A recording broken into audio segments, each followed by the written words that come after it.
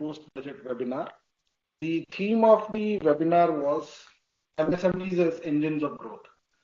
And the basic purpose of the webinar, which has been conducted up till now, has been to seek feedback and suggestion from the stakeholders as to how the budget announcements can be effectively implemented. The post-budget webinar began at 11:15. There was a thematic session, thematic and an overarching session for 1 hour, in which the broad context setting of all the budgetary announcements was done.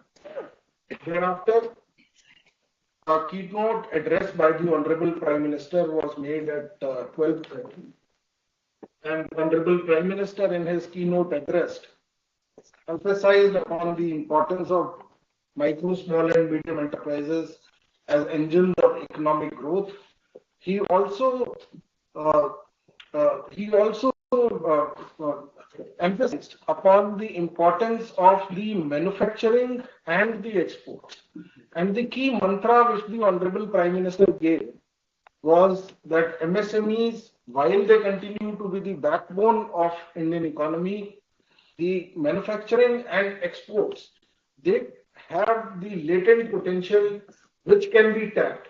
And it is the intention of Government of India, and also it is through the various budgetary announcements, as we have seen in this year budget, that the Union government has tried to bring about incentives and also interventions for promotion and development of micro, small and medium enterprises sector.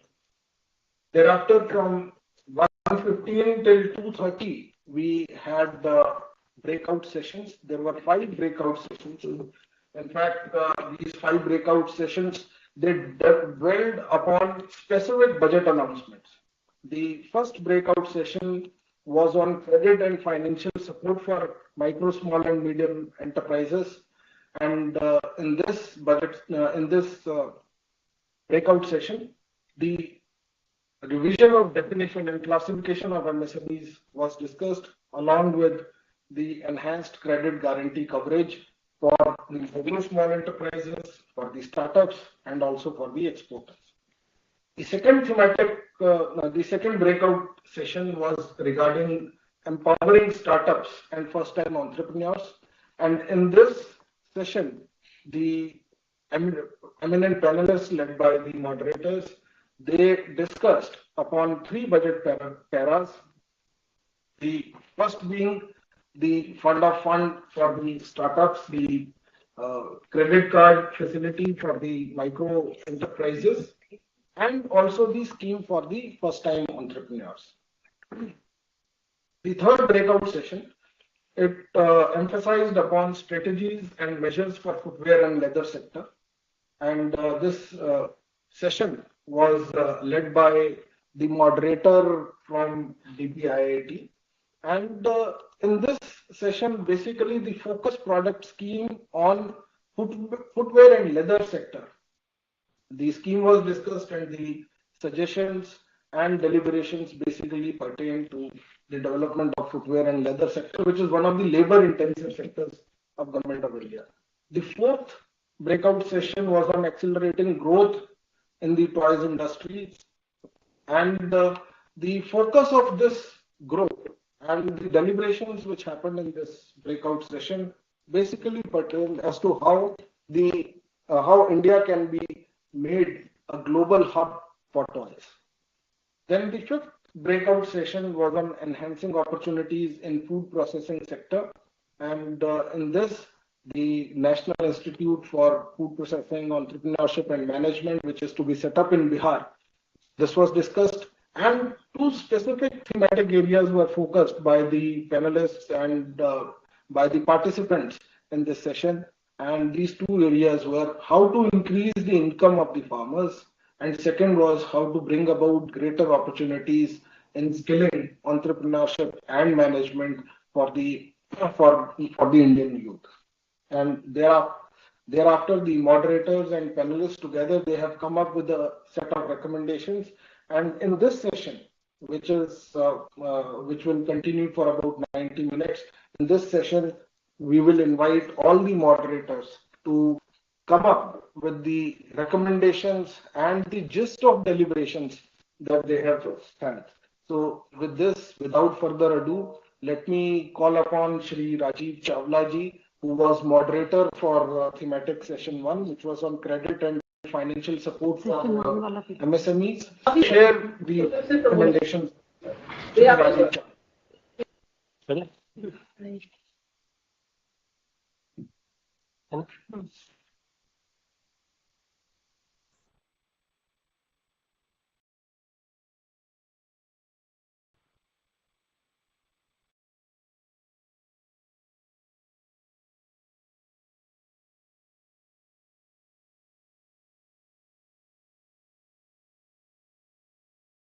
This meeting is being recorded.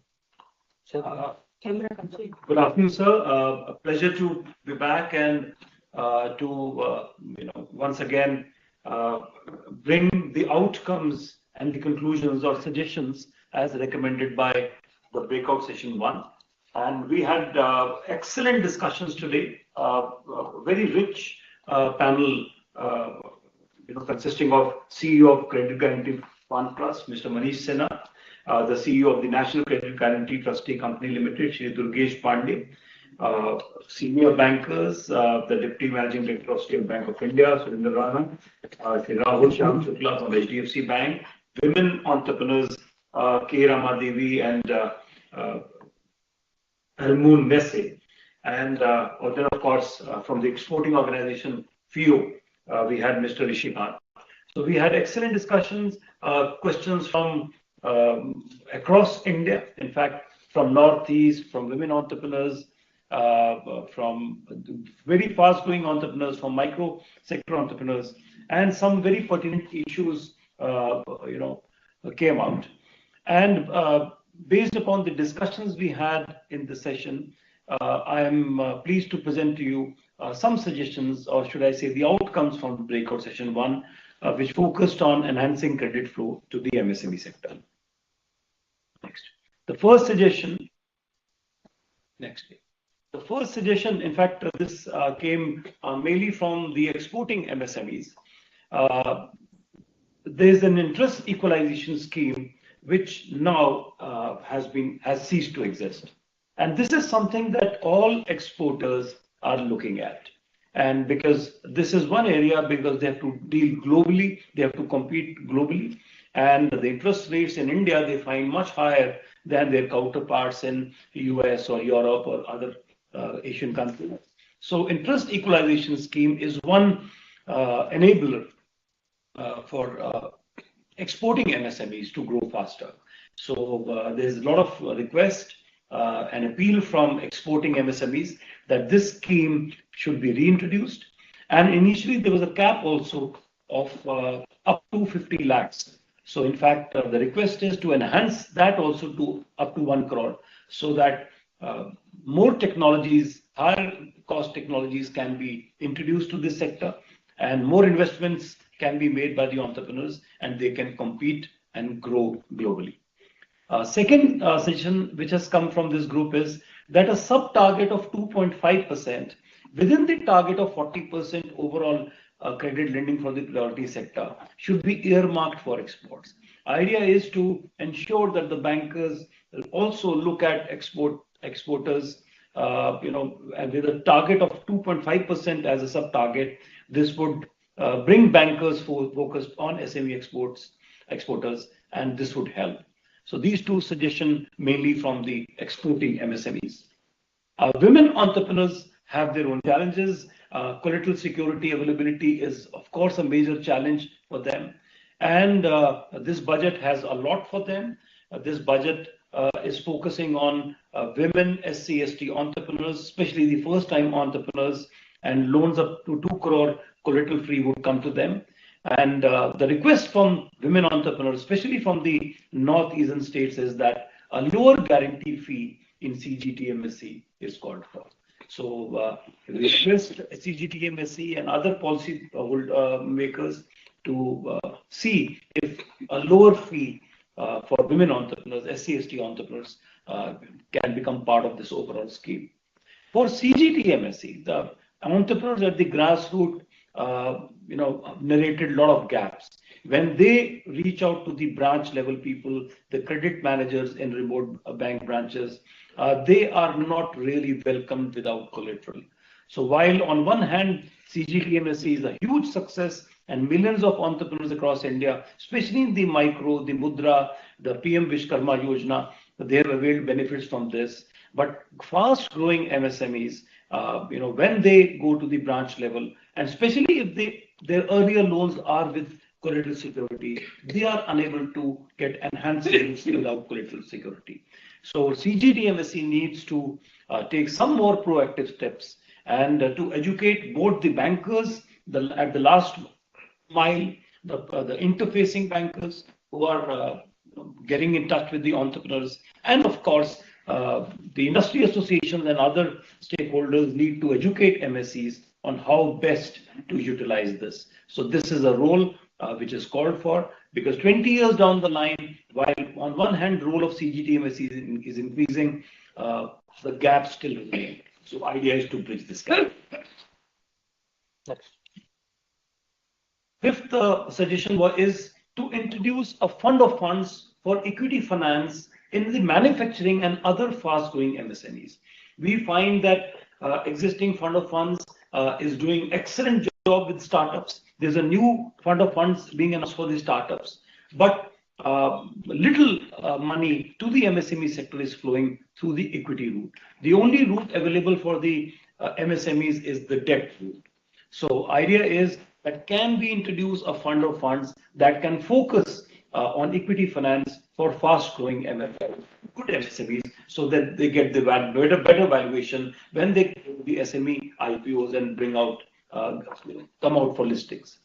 Another idea could be that the present fund of funds, we could earmark a 20% of outflow. You can call it a sub-target of existing fund of funds that should flow to the manufacturing and other fast-growing SMEs.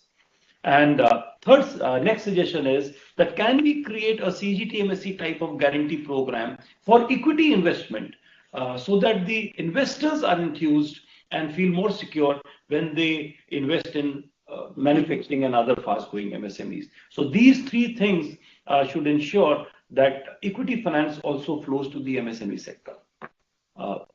Next suggestion is that we need to have a redressal mechanism to address issues of credit access in case of denial of funds from any bank or denial of CGT MSE. Entrepreneurs want a redressal approach.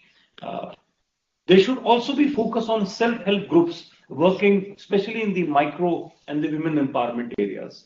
And so how we could support thousands or millions of small entrepreneurs, micro entrepreneurs and women entrepreneurs through the self-help groups.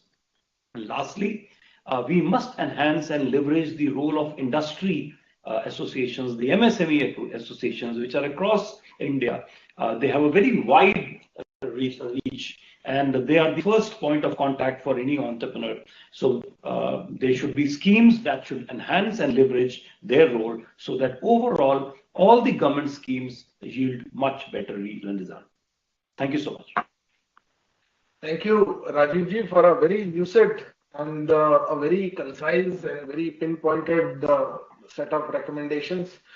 So your group was interested with the two big budget plans. The first was the revision and definition of MSMEs, and second was the credit guarantees and the coverage for the micro, small, medium enterprises. The group has come out very well on the recommendations for the credit part of it.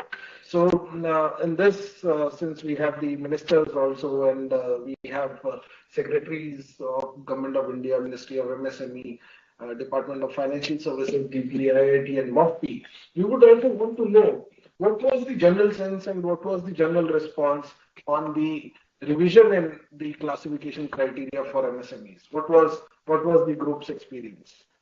Okay, by and large, entrepreneurs are excited about this. They find that they have now continued access to the government procurement programs, because whenever a category changes, even though you have issued a notification in 2022, that for 3 years the non-tax benefits would continue, and yet this particular widening of this classification has emboldened MSMEs. So they are able now to invest better, bring in more technologies, because the investment limits have been revised by 2.5 times, and turnover limits by twice. So large number of entrepreneurs who were missing out on various benefits of MSMEs, especially the 45-day payment, because the minute an entrepreneur grows beyond small to medium, such an entrepreneur is excluded from the payment protection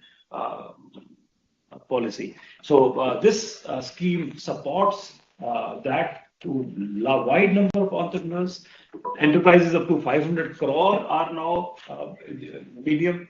So there's a lot of enthusiasm, a lot of positivity. There is one fear only that some entrepreneurs have raised, that bank, because now that the priority sector lending includes small up to 100 crore, would micro lose out on the bankers' interest? That perhaps is only a fear which the policymakers and the bankers need to address. Of course, there are schemes like PM Vishma and other schemes which are 100% covered under CGTMSE. So we don't think that any entrepreneur would be left out. However, more would get the benefit, and that is what this is really going to make a lot of difference. And in coming years, you will find explosive growth, exponential growth in this sector. Very good. Thank you. The Honorable Prime Minister also made a reference to the enhancement in the definition which was done. In fact, the Honorable Prime Minister, very in a focused way, he emphasized that the present definition of MSME, it was notified in the year 2020, and the revision in 2020 was done after 14 years. And this new revision, which has come about through the Union government's budget, has come about in a span of 5 years, and it will open up new vistas for more investment, new vistas for higher turnover for the MSMEs, enabling them to reap the benefits of the economies of scale. And one thing about the MSME sector that I want to emphasize is that the schemes of the ministry and government of India are demand driven. So it is not that one section gets something and the other one loses out. So by increasing the ambit, even as far as the financial flow of credit is concerned, I think the micro, small and medium enterprises, they all will be able to benefit. Thank you for your views. The second breakout session was on empowering startups and the first-time entrepreneurs. And this session was led by a very eminent panelist, Ms. Anjali Bansal. She's founder of Venture Capital Funds. And may I now invite Ms. Anjali Bansal, the moderator for breakout session 2, to kindly share the views and to share the recommendations of the group. Anjali ji.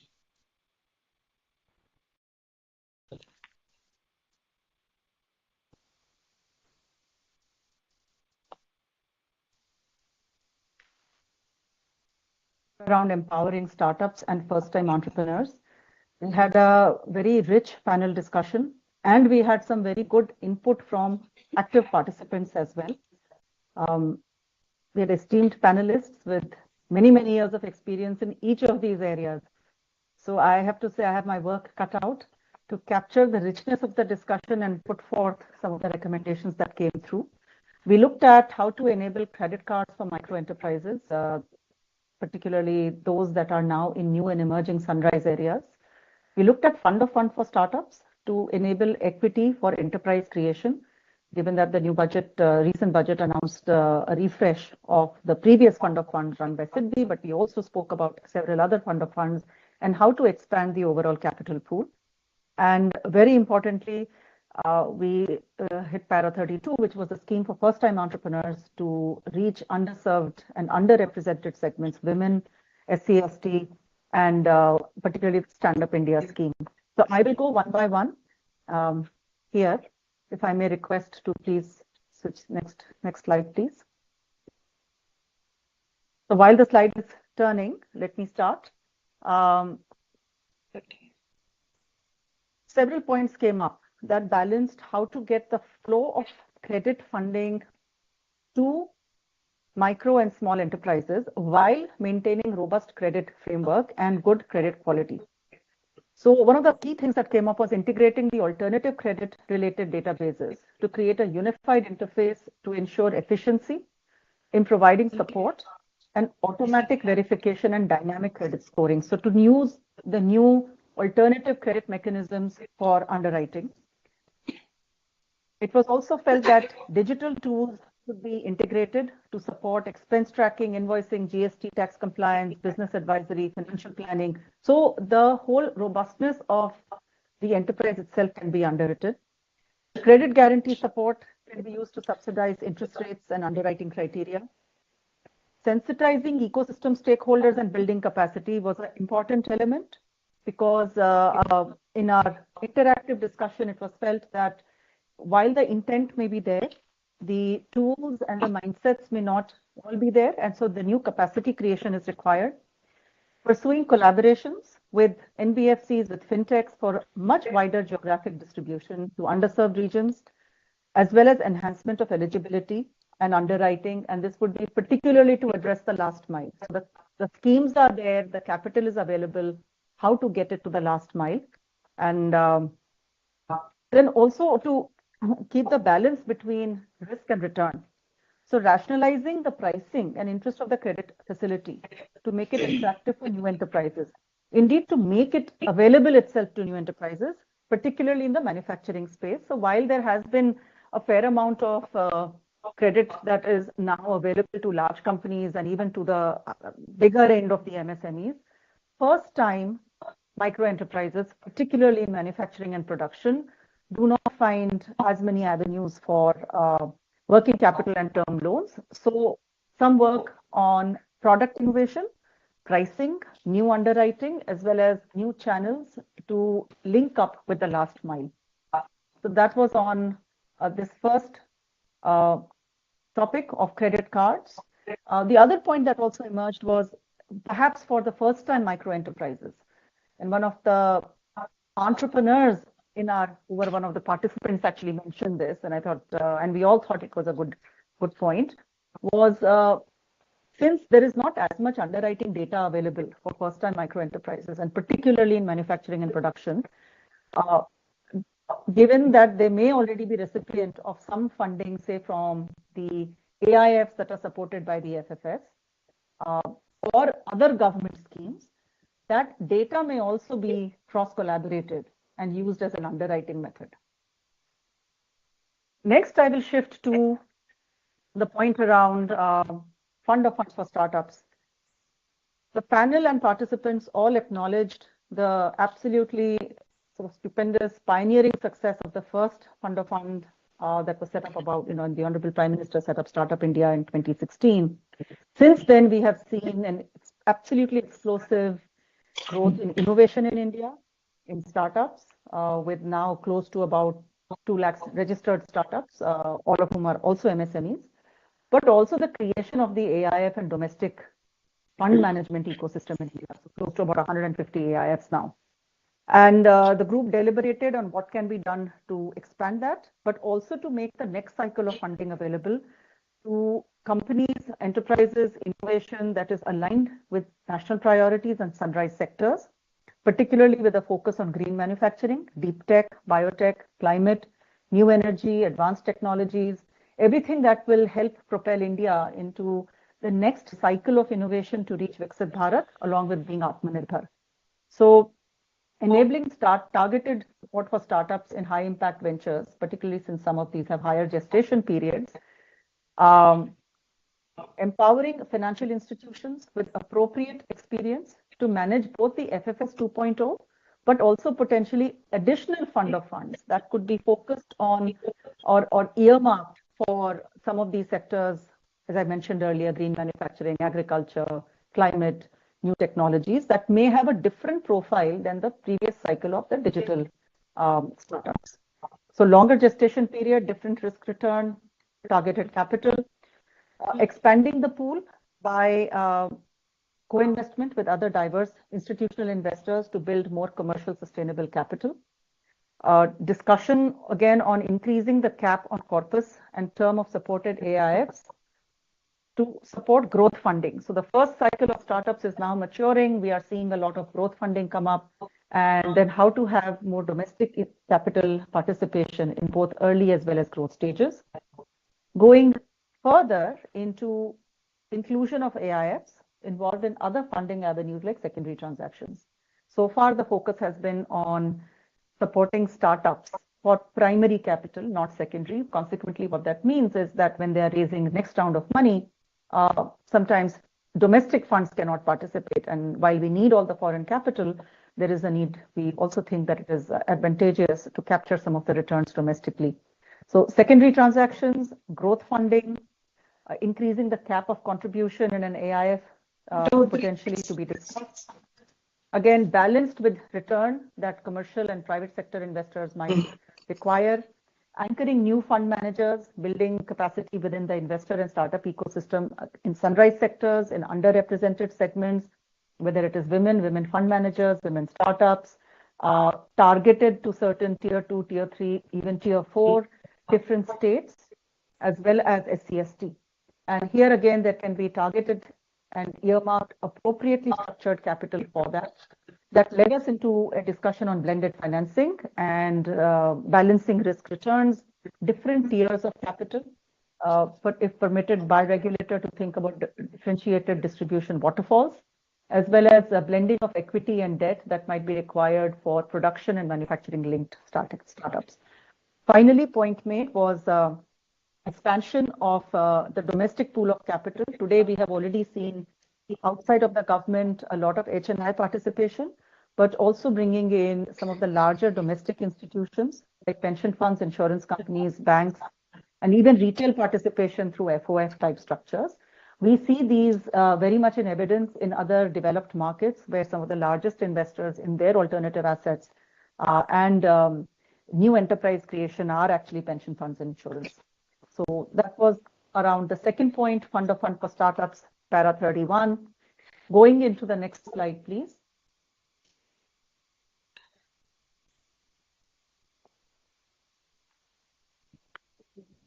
This was an extremely important element of the Honorable Prime Minister's vision of one is the whole of government approach, the whole of Bharat approach, and sabka vikas, sabke saath. So being very inclusive and sustainable in our development goals, and thus bringing in support, both funding as well as capacity creation and mentorship for women, scheduled caste, scheduled tribes, and first-time entrepreneurs. The recommendations from the group after a very good discussion were as follows. Strong skill development and mentorship programs to enable not just the beginning of the enterprise, but actually sustainable businesses. So provide not just capital, but also mentorship, skill development, and capacity creation. Sensitizing ecosystem stakeholders, formulating a charter for each stakeholder to contribute responsibly. So we collectively achieve the broader objectives and bridge the existing gaps. Perhaps for this segment, there could be a minimal processing fee and annual guarantee fees for credit guarantee mechanisms, so to make it easier to access. Even the previous discussion, the previous session addressed the point around women not having adequate collateral and assets to be able to put against or securitize against credit. And hence, credit rating mechanisms for women, SCSTs, and those with sort of low current asset capacity. And new mechanisms for manufacturing and greenfield projects. Grievance redressal mechanism and monitoring by key ministries and departments, so that the feedback coming from the field and from customers is very readily absorbed and can be acted upon. Integration with other central and state subsidies and other capacity building schemes. Again, here we see the thought process that these should not run in silos, but there should be a lot of collaboration across various government ministries, government schemes. And today data allows us to do that. Linking the AGF to outstanding amounts only, exploring waiver of project site as a primary security, and perhaps again, as we mentioned earlier, alternative methods of credit scoring. Enabling technology assistance to improve business operations.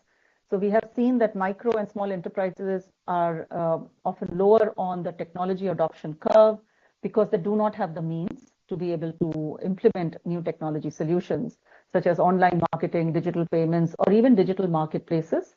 Here, some of the digital infrastructure being built, whether it is UPI, ONDC, and other such portals that the government operates across various ministries, can be utilized.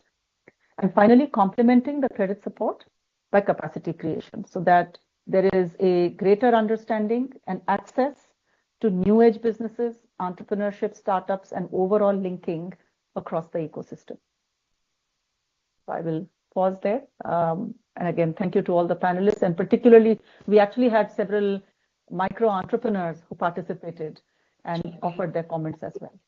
So thank you to all of you. Thank you, Anjali ji. You've given a very comprehensive and a very rounded view of the budget announcements that were deliberated in the breakout session 2, which was on empowering startups and first-time entrepreneurs. I think startups and first-time entrepreneurs, they would be the key drivers to add on to the economic growth of India. So some of our viewers who are watching this session, they would be interested in knowing that if they are a startup or if they want to, start a startup, and if they want to access some equity, so what is the mechanism? Is the existing mechanisms for access to equity through the AIFs and the fund of fund, is it determined or handled more through the AIF route, or it should be democratized so that the startups who want to apply for getting some kind of equity, at least they are able to present their case? So your thoughts on this? So there is, right now, in practical reality, it all goes through the AIFs, because each fund, as an AIF fund, has a strategy and a mandate. And so they screen startups, they underwrite them, and they decide whether they should be invested or not. However, going forward, given that we are seeing such growth here and across the various government ministries, one of the things that came up was targeted fund of funds. Yes. So whether it's for defense tech, for space tech, for manufacturing, there could be a portal that could be operated, say, by a Startup India. Startup India already runs a portal, which is a Bhaskar portal to support startups. And again, marketplace and linking of capital with startups could also be offered there. I think that could be a very useful facility. Yeah, if I may say something, Sanjeev Diknan here. So the mandate of the fund of funds is to fund other funds. It is not to fund startups directly. That is by definition. So अगर you want to fund startups directly, तो वो separate VC fund होगा, and that can be run by SIDBI, but that's a separate sort of exercise, sir. And SIDBI already has a fund on that. Yeah. It's called SIDBI Venture Capital Fund, which is of their own balance sheet and also part of the startup fund of fund they have taken. So it's a separate entity SIDBI already has, just for the knowledge of everybody. So SIDBI does have a SPCL, so SIDBI Venture Capital, number one. And two, the government balance sheet money, which is the 10,000 crores previously, and now the new 10,000 crores were designed, as Sanjeev ji just said, to make it fund the AIFs, and which can then further on fund. And there are many other reasons for that, of governance and of capacity and control. Thank you. I think the point made, which is a good one, is that the fund of funds creates other AIFs. The AIFs then downstream. So if the fund of funds are given 20% capital, then they raise another 80%. So there is a multiplier effect there, but they downstream to actual startups. But the point being made, I think there is one of our micro entrepreneurs actually made this point, that could there not be a portal? Why should young companies, whether they are startups or micro enterprises, they're really the same thing, that have very limited resources, founders have a lot of things on their plate.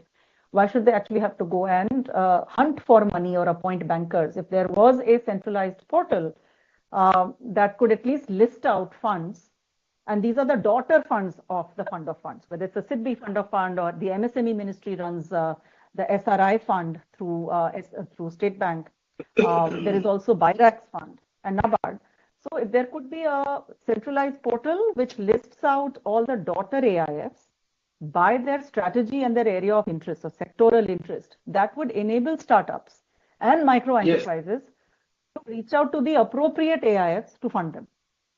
Thank you, Anjali ji. With this intermediation, so more direct access. This was a question which ignited a lot of responses, and the idea basically is that in Government of India, we all believe in whole of government approach. We believe in breaking the silos. We also believe that we need to also move away from the systems which are existing, which are actually delivering good. But if there is a scope for constructing a better system or designing a better system, which is more democratic and enables the startups and MSMEs, I think it would be ultimately in favor of these, in the growth and development of MSMEs and growth of India. So moving on, we have a limited time. So we will now move to the third breakout session. The third breakout session was on the strategies and measures for footwear and leather sector. The eminent panelists discussed about the issues pertaining to the focused product scheme, and the session was led by Shri R. Selvam, who is Executive Director of Council for Leather Exports. Over to you, Selvam. Please present us with the recommendations of the group.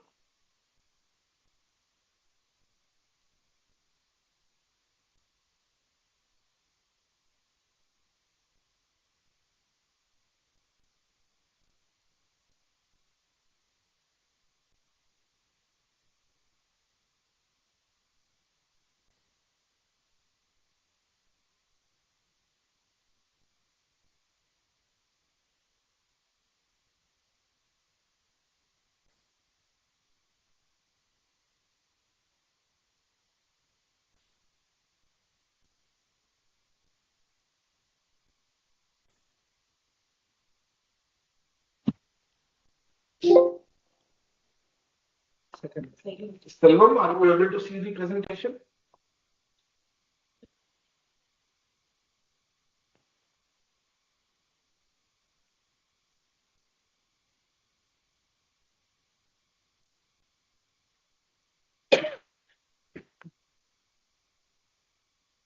So why there's a audio is not coming. Now we are able to hear your voice. I think your mic was on mute. So if you can unmute yourself and speak up. Yes, Selvam, over to you.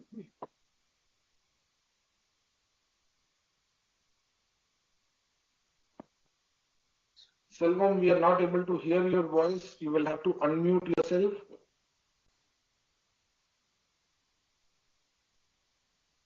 Okay. So Can you hear us? yeah, we can hear you now. Please go ahead. So,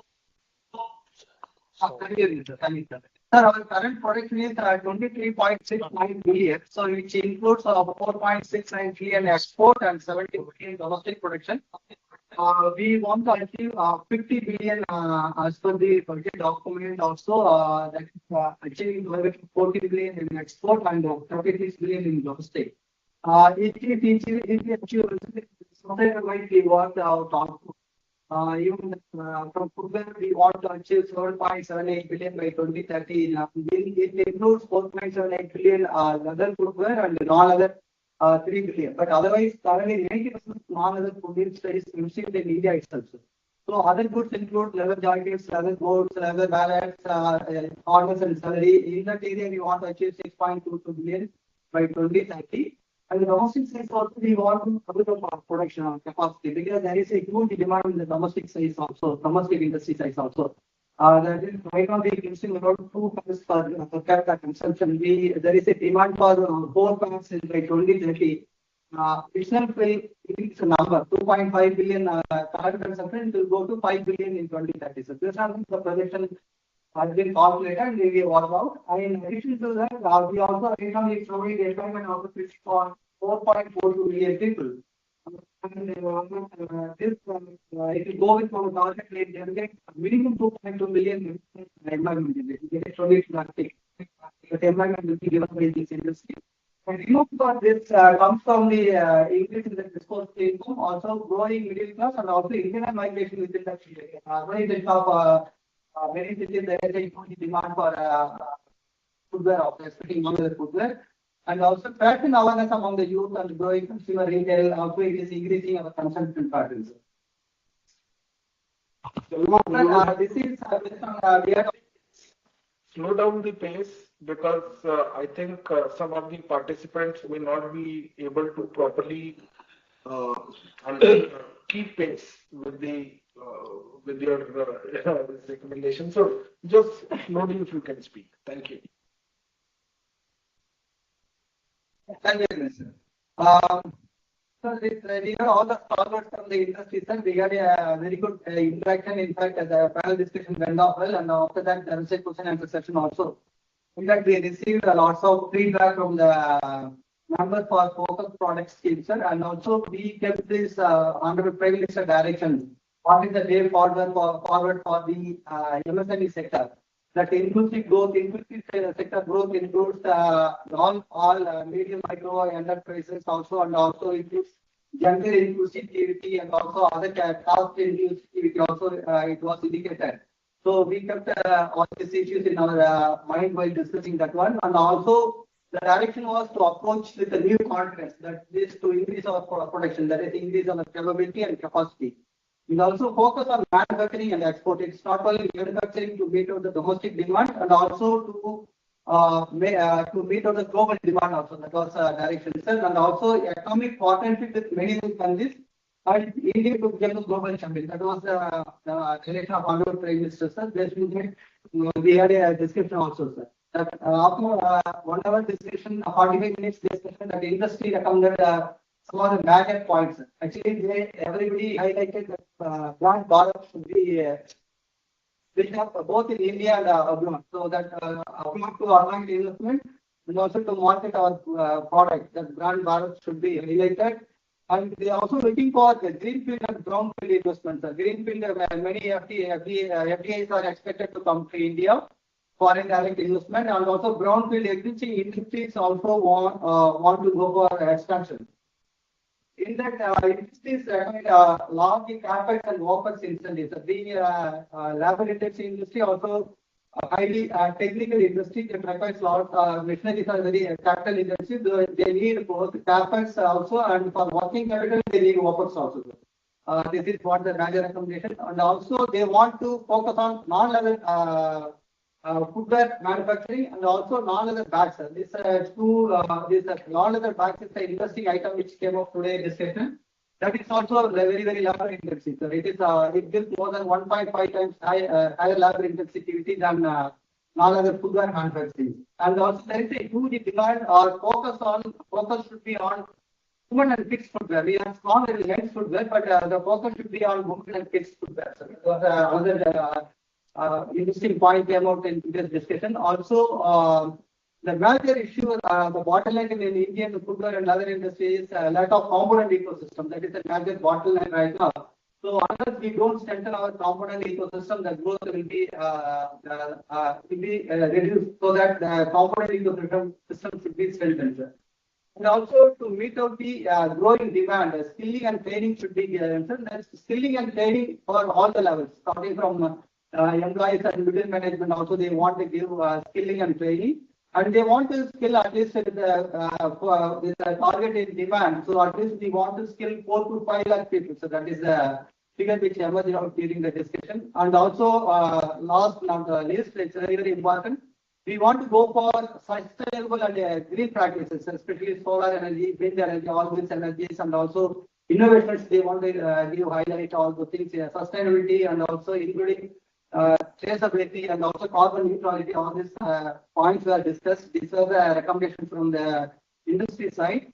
So based on that, what we are proposing, sir, what are the interventions required from the government side is we want to develop some for greenfield investment. We want to develop some parks, that is in the name of PM Food Forward Scheme or parks.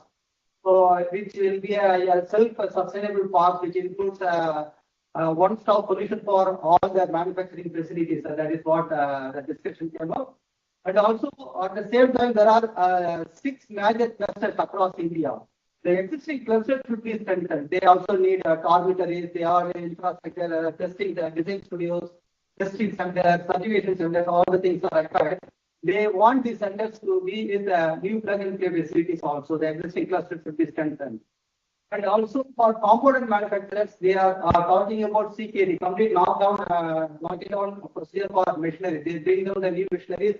It's a complex process. Then they'll go for machine mode and material. These 3 M's should be given more concentration. And also the capex focus incentives. We are also supporting this under the government speaking. And also skilling and training, we want to give more emphasis. And also green practices, sustainability and quality assurance and design studios and the certification. These are the important parameters which take this industry to the next level. So this should be done. And actually, when some of the raw material or components are developed, which is used for some other industry also. The components which are used for leather footwear industry may be used by the textile industry or toilet industry or furniture industry also. So when the scheme is developed, it should be a broad basis. It should not be restricted only to this industry because it overall strengthens the ecosystem of Indian industries. So that is the issue, and also we discussed honorable PM's direction also.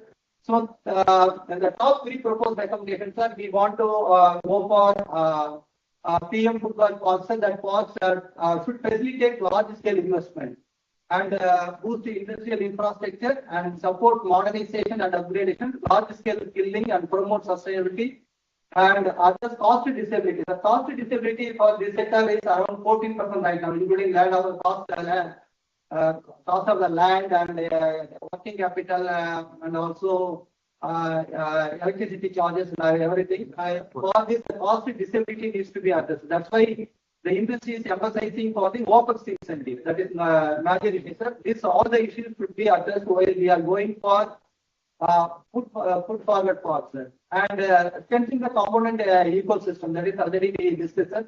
For some of the components, especially raw material for non-leather footwear industry, PU, EVA, we are getting import, and that import duty is very, very high. Even 90% of the raw material comes from abroad. There we are getting the import duty should be reduced till our local industry is strengthened. In fact, another one anomaly, major anomaly is the SEZ policy. That SEZ policy from the SEZ area to TT area, the materials are taken, the finished product taken, they need to pay at least 38% import duty. Whereas it comes from Asian countries, it is only 5% import duty. So there is a major anomaly in this case because in that local manufacturing is not strengthened. They manufacture in the other, for example, the Indonesia or some other country, they import at cheaper rate at 5% interest import duty. Whereas within India and to TT area, it is 30% import duty. That is another important revealing in today's meeting. So also, we want to go for brand promotion, market linkage. Brand promotion, that is brand bar. It is for all the products, not only India. We in abroad also we want to promote our brand, and also we want to give strong market linkage. This is the discussion which happened, and these are the points which came out of this discussion. Thank you very much, sir. Thank you. Thank you, Sarvam, for a very comprehensive presentation, and the group has deliberated, in detail about the leather and footwear sector. In fact, in the budget, there is a huge mandate for promoting micro, small, medium enterprises in the leather and footwear sector. In fact, it is proposed that 22 lakh, it is mandated rather, that 22 lakh employment will be emanating from leather and footwear sector through the focused product scheme. There will be 4 lakh crore of turnover which will be generated, and similarly an export of 1.1 lakh crore coming out of the leather and footwear sector.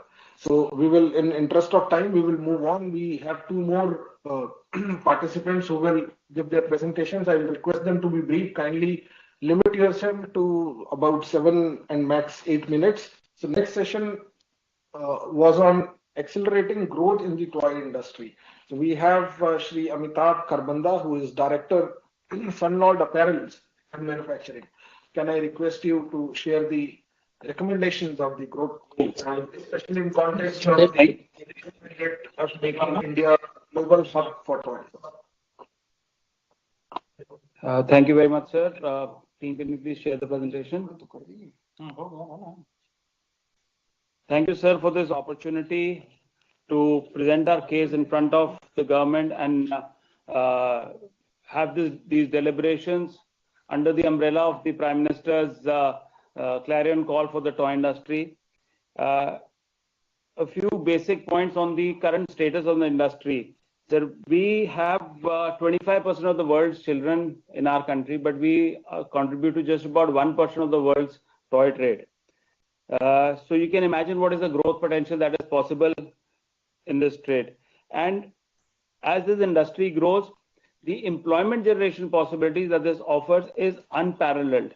For every 1 crore of investment, there is opportunity to generate 78 direct employment.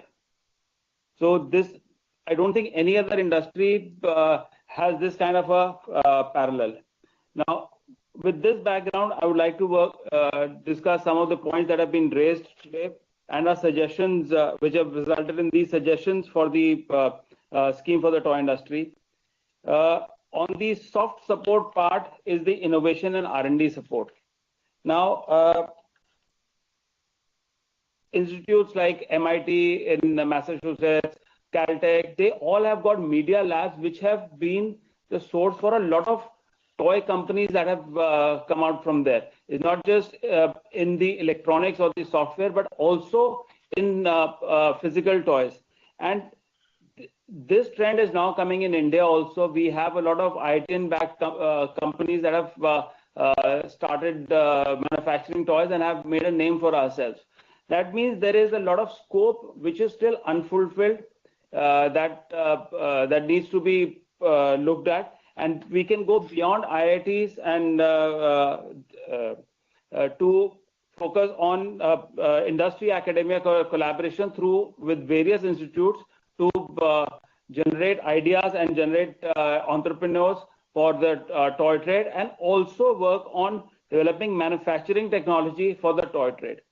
We are very far behind our neighboring countries in manufacturing technology, and with the help of our technical institutes, we can indigenize a lot of our technology. The other point that has come out is the creativity of children. Like Einstein has clearly said that we can never be as creative as children, because children are not bound by anything. Hence, the idea of having toy labs and play labs in schools, to where the industry can sponsor projects or sponsor products and see how children play with them, how children interact with them. Even things like robotics and STEM-based toys, which can help nurture the next generation of tech entrepreneurs from the country, can easily be achieved by having these toy labs. So this is on the innovation and R&D support. The next aspect that we have is on the cluster development. Now here we have a lot of scope for support in the modern toy clusters and also in the traditional toy clusters. The common facility centers like of which have already been started in Moradabad and other areas to support wood handicraft manufacturing and others can easily be replicated in our existing modern toy clusters. We have, for example, Toy City Greater Noida has got a huge cluster. Kopal has got a huge cluster, Indore. So we can have common facilities like tool rooms. We can have common facilities like laser cutting centers. We can have CNC working machines, which the entrepreneurs can rent by the hour or by the week to fulfill their orders. Besides this, there is also a requirement for a toy design and development institute on the lines of the National Institute of Fashion Technology and the Footwear Design and Development Institute that exists. So these will really help in bringing up the talent that is required to design toys, the talent that is required to manufacture toys. Till 4 years ago, when the BIS standards were implemented in India, there was hardly any talk of quality toys. But even after implementing the BIS standards, we are still national market demands. And till such time that we train our youth in the requirement, how can we think of achieving our BIS? So we should target for the start so that we reach the moon. is the whole objective of this. So a toy design and development institute is will go a long way in, will be a big step in taking this forward. And also for the traditional toy cluster, the similar common facility centers, training, marketplace, and more importantly, testing support. For the inks and the paints that are being used and the wood that is being used in the traditional toy clusters, there's a lot of, they're not from very organized sources. Hence, the requirement to ensure that these meet all the chemical safety requirements for BIS and international standards need to be done at the raw material level and not at the finished goods level. So this is going to help our toy clusters ensure that they meet all the toy safety requirements. Then along with this, we have the development of the quality ecosystem. The toy testing labs and in key manufacturing areas to ensure high quality standards. Now these are required because in toys, we have to test at various levels. The final product always has to pass. And to ensure that the final product passes, we have to ensure that all our raw material meets the requirements. In a garment or in a shoe, a torn product or a open seam is a defect, right? In a soft toy, an open seam is a hazard to life. So we have to ensure to the level that our sewing threads also meet those requirements. Then there are a lot of hidden things in toys. For example, the chemicals that are being used. For us, it will not make any difference. But for a child who's going to put the toy in their mouth, it is going to have a lot of impact. Hence, the availability of testing labs in key toy manufacturing areas where we can get our components tested, where we can get a finished product tested is very important. The other aspect here is the requirements for exports. Now, there are a lot of non-tariff barriers that are put up in terms of safety standards and compliance standards. Europe is now working on a requirement where they want to know that from exactly which forest has the wood come that has been used in making a particular product. Now that kind of it is nothing but a non-tariff barrier.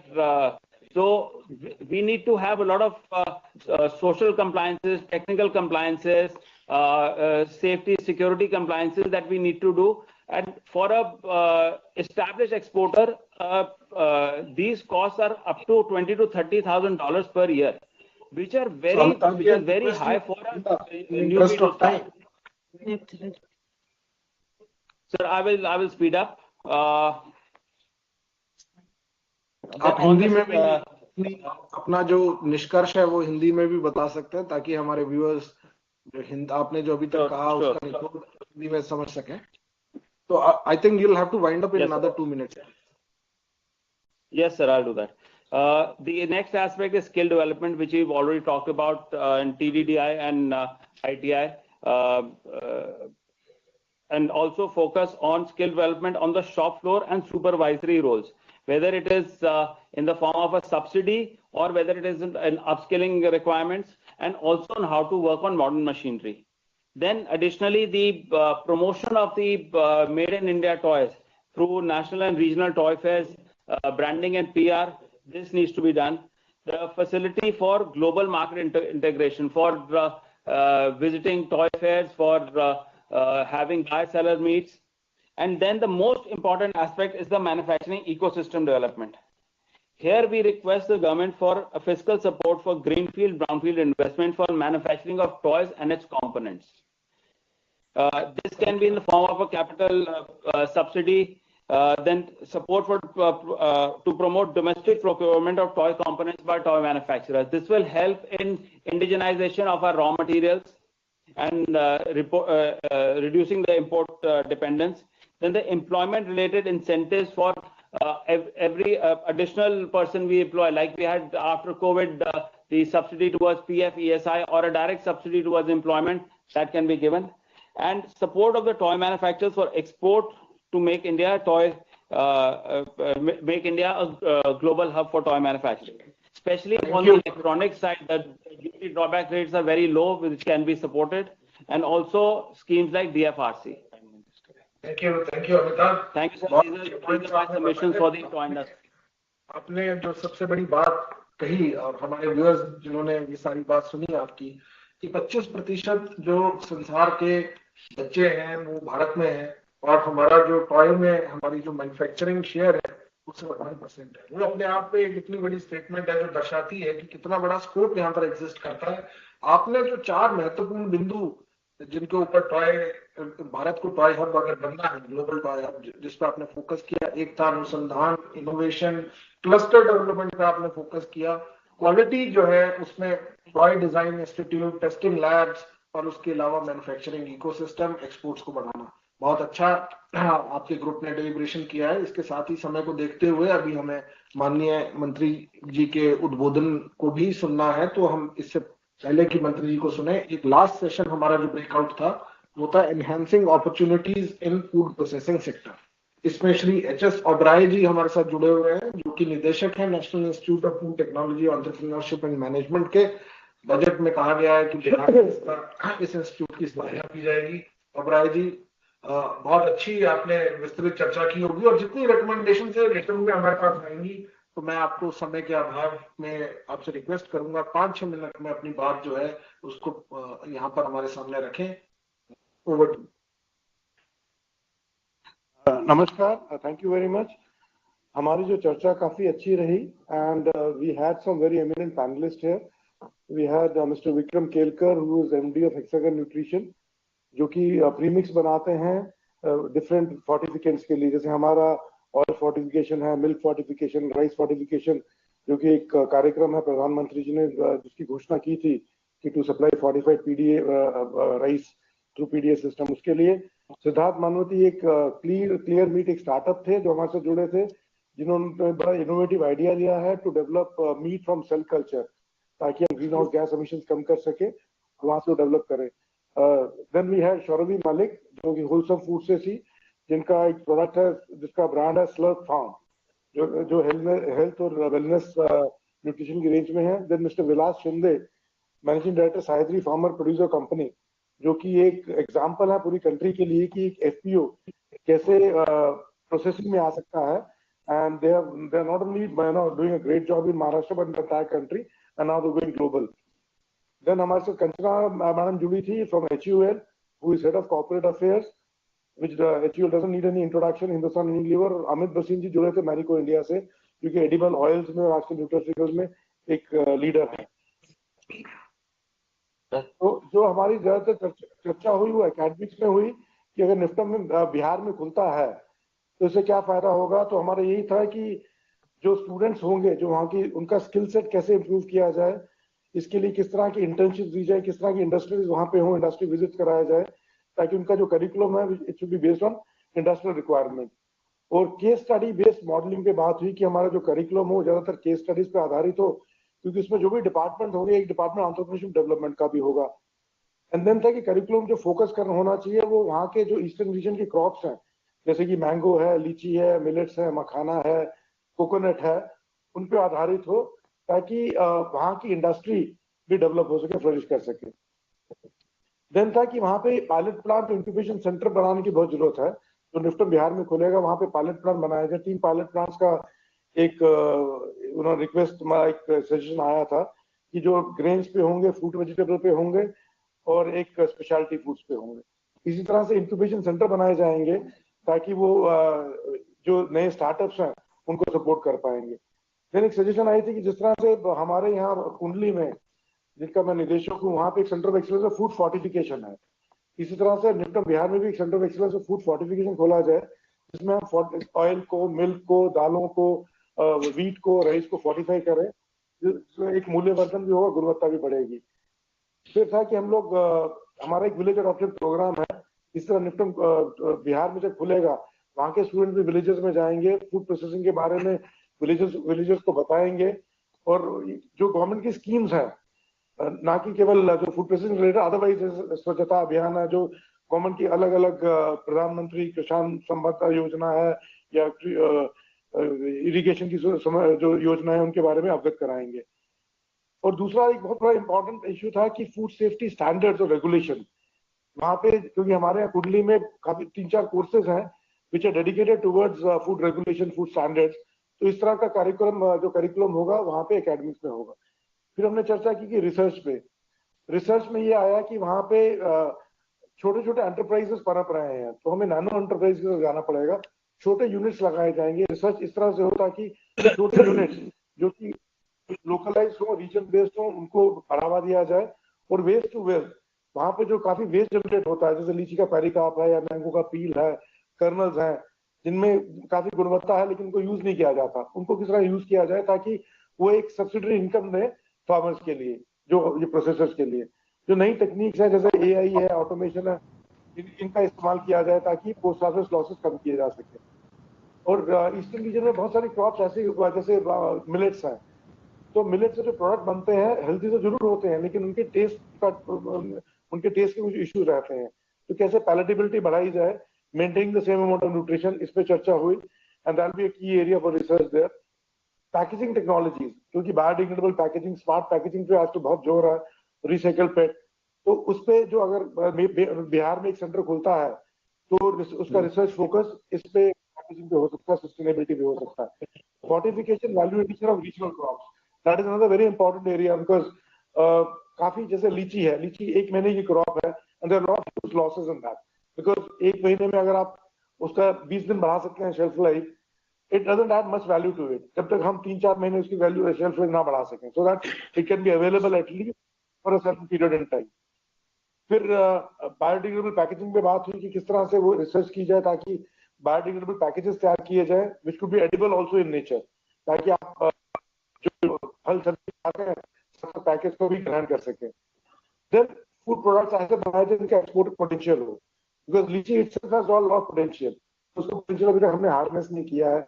वहाँ माल्टा variety of mango grow किया जाता है, वहाँ कुछ चीजें हैं जिनको GI tag मिला हुआ कमोडिटीज को, बट हम उनको उनका पोटेंशियल हार्नेस नहीं कर पाए because we don't have enough processing facilities, neither infrastructure not technology. तो इंस्टीट्यूट जो होगा वहाँ पे दोनों इंटरवेंशन करेगा, टेक्नोलॉजीज भी लेके आएगा और उद्यमशीलता भी क्रिएट करेगा। देन एक सुझाव आया था कि हमें मल्टी कमोडिटी प्रोसेसिंग यूनिट लगाना चाहिए, बिकॉज अगर आपने एक मैंगो के लिए लगा दिया वो तो एक सीजनल क्रॉप हो गई, तो एक इंक्यूबेशन सेंटर कुंडली मतलब निफ्टम बिहार में खुलेगा इसमें मल्टी कमोडिटी प्रोसेसिंग यूनिट, ताकि वो अराउंड द ईयर चलता रहेगा। उसमें जो प्रोग्रेसिव फार्मर्स होंगे, एंटरप्रेन्योर्स होंगे, स्टार्टअप्स होंगे, इंडस्ट्री होगी, उसको यूज करेगी for skill development, for developing their own products. It be sort of research as well as development. Then हमारी बात हुई कि वहां पे एंटरप्रेन्योरशिप कैसे डेवलप की जाए, तो field visits, field days, machinery रेस किए जाएंगे, जैसे कि हमारे निफ्टम कुंडली में होते हैं, तंजावुर में होते हैं, जिससे कि एक अवेयरनेस होगी अमंग फार्मर्स, एफपीओ, एंटरप्रेन्योर्स की क्या क्या चीजें हैं, क्या क्या पदार्थ बन सकते हैं, क्या क्या टेक्नोलॉजी इंस्टीट्यूट के पास है और क्या क्या आगे किया जा सकता है which can reduce post harvest losses, ताकि एक इसका उद्देश्य यही है कि फार्मर को कैसे एंटरप्रेन्योर बनाया जाए। तो अलग अलग तरीके के capacity and skill development programmes किए जाएंगे, वो जो बेकरी पे होंगे, ग्रेन प्रोसेसिंग पे होंगे, फूड वेजिटेबल प्रोसेसिंग पे होंगे, एक्वाकल्चर प्रोसेसिंग में होंगे, बिकॉज काफी एरिया है जो कि वेस्ट बंगाल, उड़ीसा में है, जहाँ एक्वाकल्चर प्रोड्यूस काफी मात्रा में उपलब्ध है, तो उसकी गुणवत्ता कैसे बढ़ाई जाए, उनकी प्रोसेसिंग कैसे की जाए, उस पर काफी चर्चा हुई। और इंडस्ट्री के साथ कैसे कोलैबोरेट किया जाए, बिकॉज इंडस्ट्री एकेडमिया कोलैबोरेशन बहुत जरूरी है to get some funds and to get projects out, ताकि जो रिसर्च हो बड़ी फोकस हो और इसका सीधा जो लाभ है इंडस्ट्री को मिले और स्टार्टअप एंटरप्रेन्योर्स को मिले। Then incubation centre to nurture innovation, एक सेंटर ऑफ एक्सीलेंस किया जाए which will be of future food, because communities बहुत सारी वहां पे हैं, it's blessed with a lot of resources. The only thing is we haven't looked at how to nurture it further. Then a consultancy cell बनाया जाए जो कि entrepreneurs के डीपीआर बनाएगा, कंसल्टेंसी देगा कि किस तरह का प्लांट लगना चाहिए, टर्न की बेसिस पे प्लांट लगवाएंगे, उनको हेल्प कराएंगे कि लोन्स कैसे मिलते हैं, एमएसएमई से कैसे टाई अप किया जाए, to you know be a conduit with ministry as well as the entrepreneurs. Then business model बनाए जाएंगे विच करने के लिए थोड़ा जल्दी अगर करें, and create mentorship programmes for farmers and MSMEs. ये बहुत जरूरी है because until we have 5 day 7 day 2 week program wherein they do practical exercises along with theoretical lectures। तो जैसे हम कुंडली में करते हैं, हमारा अगर 5 दिन का प्रोग्राम है तो हम पूरी इनको शिक्षा देते हैं कि थ्योरी भी पढ़ाते हैं, उसके पीछे रेगुलेशन भी बताते हैं, प्रोडक्ट कैसे डेवलप किया जाता है, कैसे पैकेज किया जाता है, कैसे ब्रांडिंग की जाती है, उसके बारे में समझाया जाता है। And again to handle the self help groups, जो कि बहुत इंपॉर्टेंट है हमारी इंडिया की इकोनॉमी की एक लाइफलाइन है self help group. And then जैसे मैंने पहले बताया, नैनो एंटरप्राइजेस बनाए जाए स्पेसिफिक पेरिशेबल कमोडिटीज के लिए, जैसे गुआवा है या लीची है, मैंगोज है। देन था कि इनोवेशन क्या होनी चाहिए वहाँ पे निफ्टम बिहार में, which will take this institute to greater heights and create some kind of entrepreneurship in that particular region, the eastern region. Biodegradable packaging का एक बहुत बड़ा वो एक आया, और एक फ्रूट प्रिजर्वेशन, फ्रूट्स को कैसे प्रोसेस करके एक तो स्मार्ट पैकेजिंग या लॉजिस्टिक्स ऑन फॉर्म कैसे स्ट्रक्चर क्रिएट किए जाए ताकि फार्मर को डिस्ट्रेस सेल ना करना पड़े। फार्मर अब एक दो दिन के लिए प्रोड्यूस अपना ऐसे स्ट्रक्चर में रख दे विच आर इकोनॉमिकली ऑल्सो, और उसको सप्लाई भी 2-3 दिन बढ़ाई जा सकती है, पैकेजिंग टेक्नोलॉजीज हो। देन शेल्फ लाइफ कैसे बढ़ाई जा सकती है डिफरेंट प्रोडक्ट्स की। लीची मखाना से किस तरह के हम प्रोडक्ट्स, डाइवर्सिफाइड प्रोडक्ट्स डेवलप कर सकते हैं। अभी बहुत कम प्रोडक्ट्स हैं, हालांकि मखाना से फिर भी कुछ रोस्टेड और चॉकलेट बेस्ड मखानाज आए हैं, सॉल्टेड पेपर मखानाज आए हैं, लेकिन बहुत सारी चीजें हैं जो मखाना से अभी भी की जा सकती हैं। रिन्यूएबल एनर्जी का इस्तेमाल में किया जाए ऑन फार्म के लिए और प्रोसेसिंग, उसके बारे में चर्चा होगी। कोल्ड स्टोरेज में एआई का इस्तेमाल कैसे किया जाए, हाउ टू, ताकि हमारा जो एनर्जी का कंजम्पशन हो रहा है उसे रिड्यूस किया जाए, उसे ऑप्टिमाइज किया जाए। And how to blockchain technology को कैसे यूज किया जाए for traceability and bringing transparency in the supply chains. And उससे भी चर्चा हुई कि स्पेशल लैब्स लगाए जाए निफ्टम बिहार में, ताकि जो वो लैब्स एक sort of centre of excellence का काम करेंगे with a focus on cutting edge research. So in such a thank you, you have to wind up now. Yeah. I'm done, sir. I'm done. Thank you so much. Thank you, अब्राय साहब। आपने निश्चित ही जो sector है food processing, और उसमें जिस तरह का बजट में घोषणा हुई है कि जो इंस्टीट्यूट स्थापित होगा उस इंस्टीट्यूट का लाभ किसानों की आय वृद्धि में जाए, ये बहुत बड़ा चैलेंज है और ये एक बहुत बड़ा मैंडेट है, बहुत बड़ी जिम्मेवारी है जो हम सबके ऊपर है। और इसके साथ ही जो बजट के अंदर माननीय प्रधानमंत्री जी के निर्देश से जो कहा गया है कि इसके अंदर जो हमें स्किलिंग और एंटरप्रेन्योरशिप करना है हमारे युवाओं के लिए, ताकि उनके रोजगार का सृजन हो सके।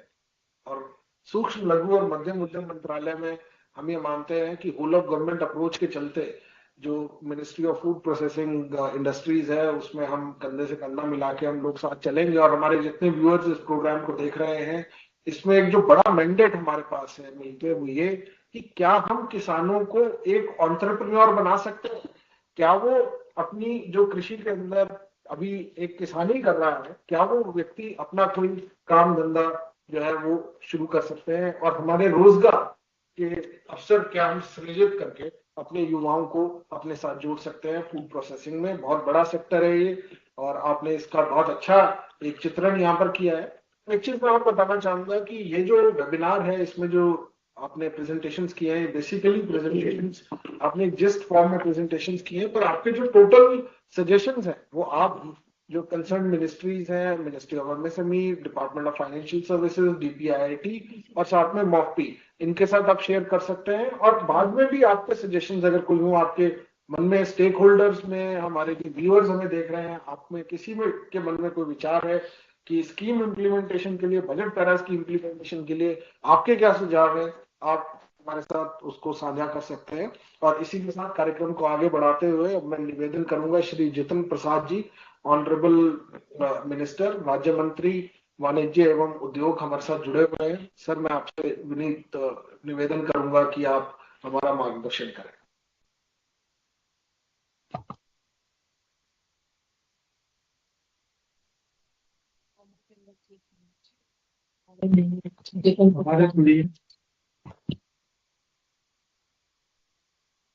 Honourable minister of state for commerce and industries.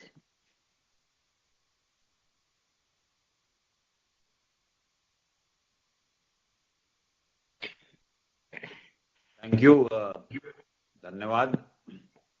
माननीय श्री जितन राम मांझी जी, Honorable Minister of MSME,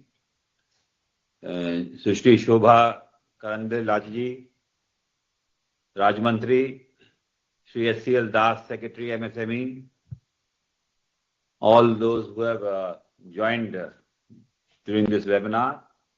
It is my privilege to be addressing the post-budget webinar focusing on recent announcements made in the Union Budget 25-26. The budget has been meticulously crafted to propel India's economic growth with a strong emphasis on empowering micro, small and medium enterprises sector. This sector is the backbone of our economy, playing a vital role in generating employment, fostering innovation and boosting exports. To further bolster the MSME sector, the budget has introduced targeted measures for labor-intensive sectors such as toys, leather and footwear. These initiatives aim to address specific challenges and unlock the potential of sectors that have significant impact on job creation and economic development. In the leather and footwear sector, India's industry is more than just a sector. It is a powerful driver of economic growth, employment and exports. Rooted in rich tradition, yet embracing modern innovation, this industry showcases the seamless fusion of age-old craftsmanship with cutting-edge technology, positioning India as a global leader in this space. With the announcements of the focused product scheme of footwear and leather sectors in the Union Budget, the government has taken an ambitious step in modernizing these sectors. The government has made an effort towards creating an ecosystem for the footwear and leather sectors, which seemingly is one of the major challenges of the industry. The announcements made in the budget attempts to transform the production landscape of footwear through focused product scheme, which aims to establish a robust component ecosystem, improve supply chains while boosting economic domestic manufacturing and high technology and high value products. The initiative has been taken into consideration the footwear component, design and machinery required for manufacturing non-leather footwear. It intends to make the footwear and the leather industry competitive and self-reliant while ensuring quality end products, employment generation and a global presence. By nurturing this sector, the government envisions a future where MSMEs not only thrive domestically, but also become significant players on the international stage, driving inclusive and sustainable economic growth for the nation. As far as the toy industry is concerned, the budget also speaks about the measures for the toy sector regarding implementing of a scheme for development of clusters, skills, and a manufacturing ecosystem that will create high quality, unique, innovative, and sustainable toys that will represent the Made in India brand. This initiative is designed to position India as a global hub of toy manufacturing, driving growth and competitiveness in the sector. Firstly, I must commend the panelists and participants for the webinar for enabling meaningful discussions around the topic, which will help us to understand an on-ground perspective and therefore work in tandem with the industry needs. The Indian toy industry boasts of a legacy that dates back to centuries, rooted in diverse cultural influences and regional craftsmanship. From the intricately carved wooden toys of Varanasi, Uttar Pradesh, to the vibrant, colorful dolls of Kondapalli, Andhra Pradesh, and the lacquer toys of Channapatna, Karnataka, each toy reflects local traditions, materials, and artistic finesse. Our toys have not just been playthings, but carriers of our cultural heritage and craftsmanship. In recent years, the Honorable Prime Minister's clarion call on rebranding the Indian toy story, there has been a growing shift in the role of this industry, from being a source of entertainment for children to a significant economic driver and cultural repository. As a part of its strong commitment to create a better ecosystem for the toy industry, a cohesive approach is being followed by breaking the silos and working with industry in all aspects for enhancing the robustness of the sector, promoting indigenous manufacturing and enhancing export competitiveness. As a result of this, India has emerged as a net exporter of toys and is poised to be a significant player in the global toy market in times to come. The Indian toy industry is now exporting to more than 100 countries, including USA, UK, and Germany. And in the conclusion, during the webinar today, several areas of intervention for growth of industries were highlighted, including promoting cluster-based development, enhancing skill development, encouraging domestic manufacturing, and providing support for developing quality ecosystem. In addition to the government initiatives, the growth of the Indian footwear and leather industry and the Indian toy industry has made possible due to the continuous and committed endeavor of our domestic manufacturers.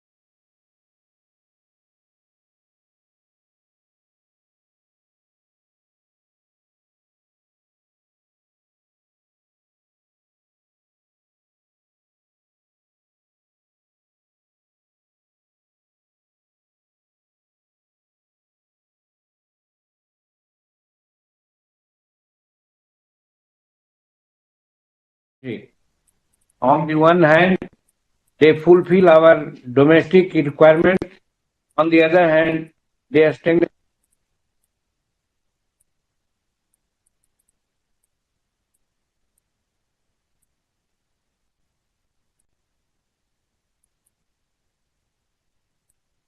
the finance minister and other colleagues, officers and different minister, department of stakeholders, and all other for being part of this webinar.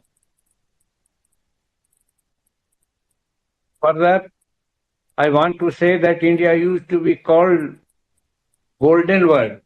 सोने की चिड़िया कही जाती थी पहले, till medieval time. At that time, we did not have big industries. Despite that, India used to be the largest manufacturer and exporter of goods in the world. During that period, about 30% of the world's goods used to be manufactured in India and exported to different countries of the world. If it were the MSMEs which were playing crucial role in the development of the country. However, the Britishers forcibly took our raw material at very cheap rates, got them processed in Britain through machines, and sold the finished goods in India at such a competitive price that our own industry got ruined. Along with this, they also imposed heavy taxes on our manufacturing industries. As a result, our own MSMEs got totally ruined.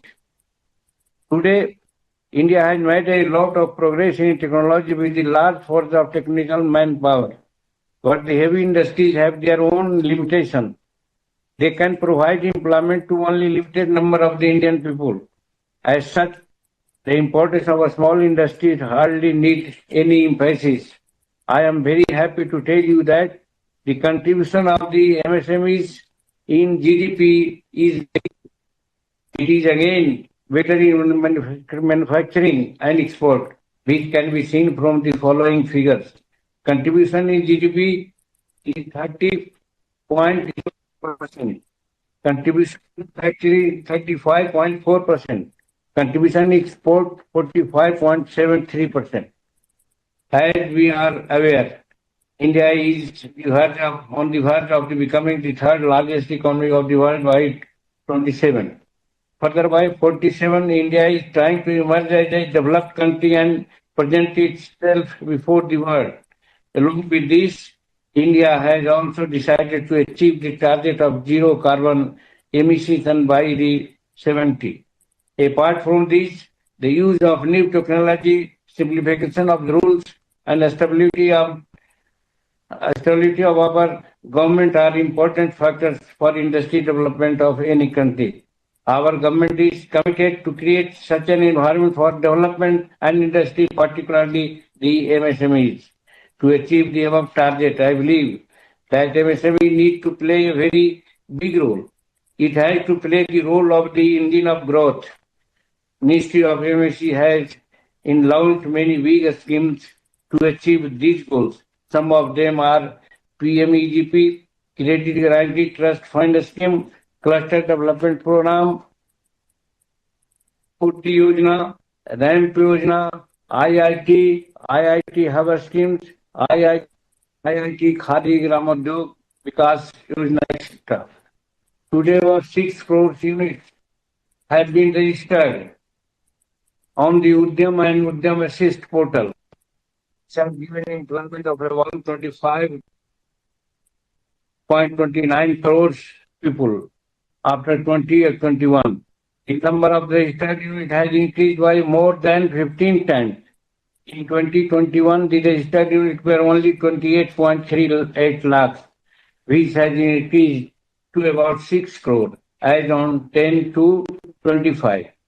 The loan given to MSE unit have also been increased year by year.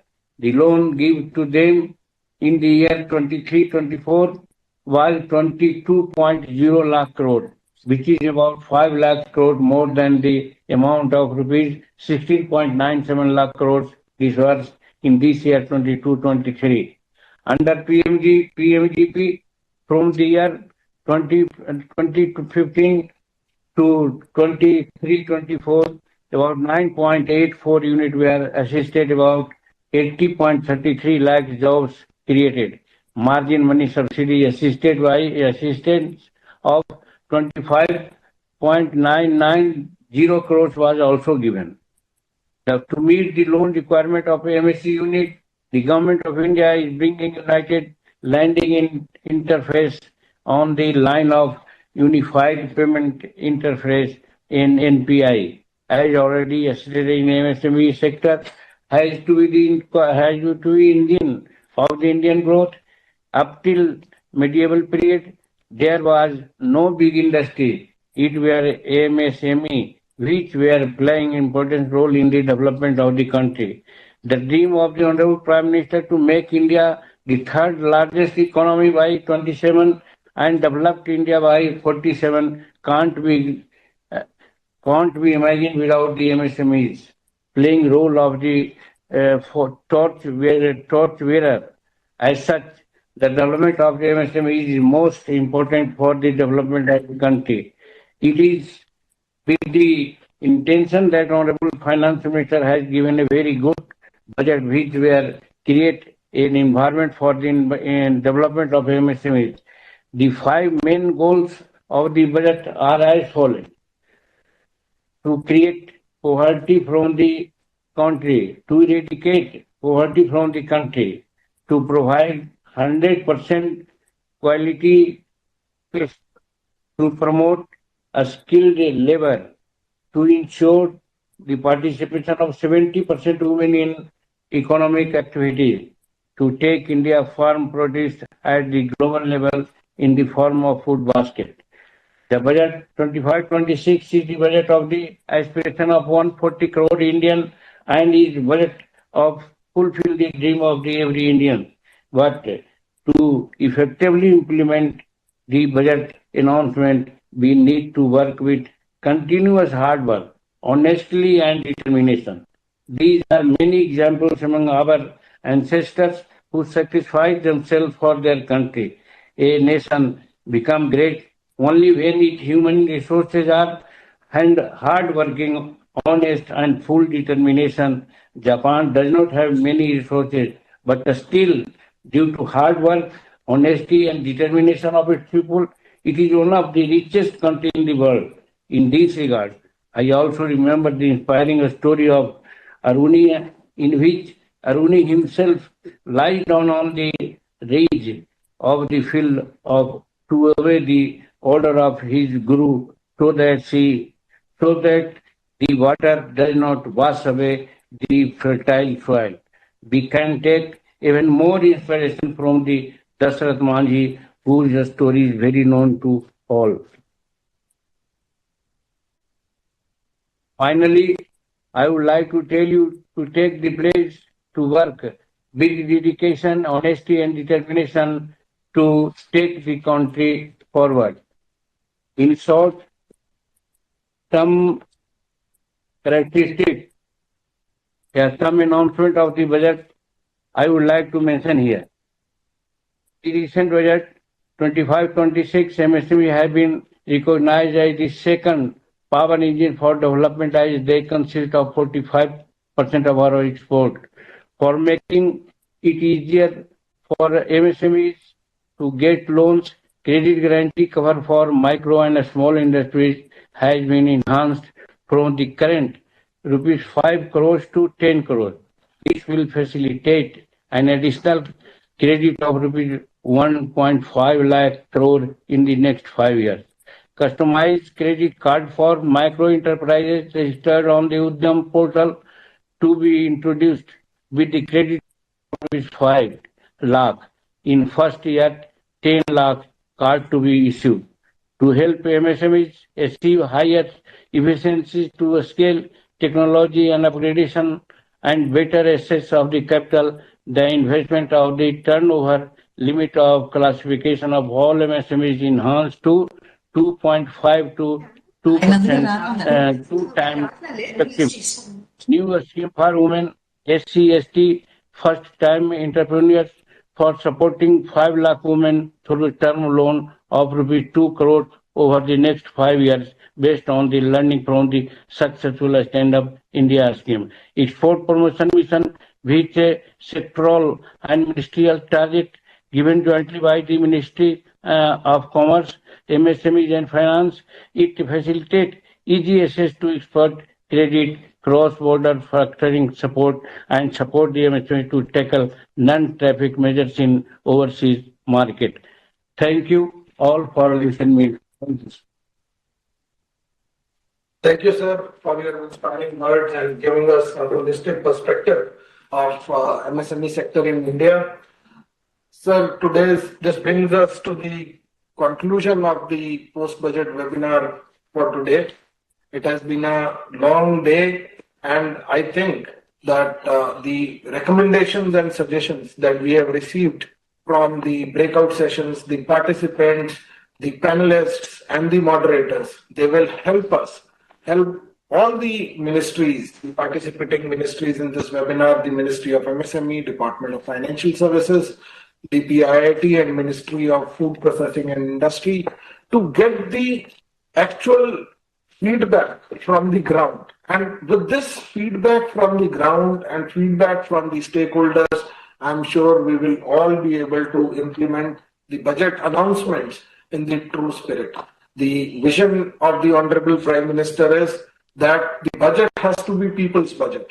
And the post-budget webinar exercise is a step in that direction, because we receive the feedback and we receive the suggestions from common people, from the micro, small, medium enterprises about the budget announcements, and we will all be collating the suggestions that we have received, and we will work on that. And let me, towards the end, thank all the participants, all the panelists, all the moderators, all the officials of all the ministries who have participated in with us.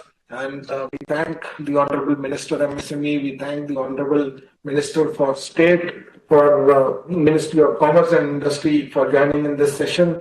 Thank you, sir. Thank you.